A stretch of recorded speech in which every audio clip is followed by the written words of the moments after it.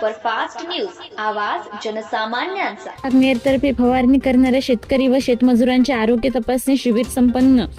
सविस्तर वृत्त असे की आज दिनांक 28/8/2025 रोजी माणिकवाडा येथे महाराष्ट्र शासन कृषी विभाग व आरोग्य विभाग नेर यांच्या संयुक्त विद्यमाने प्राथमिक आरोग्य केंद्र माणिकवाडा येथे कीटकनाशके फवारणी करणाऱ्या शेतकरी व शेतमजूर यांचे आरोग्य तपासणी शिबिराचे आयोजन करण्यात आले।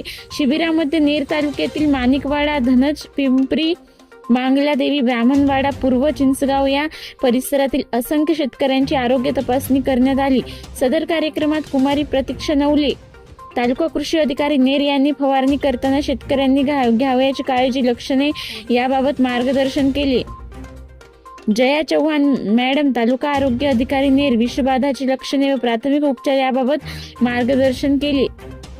श्री प्रशांत जोल्ले, मंडळ कृषी अधिकारी नेर यांनी विविध पिकांवरील कीड व रोगांची ओळख व त्यावरील कीड व रोग नियंत्रण बाबत सखोल माहिती दिली।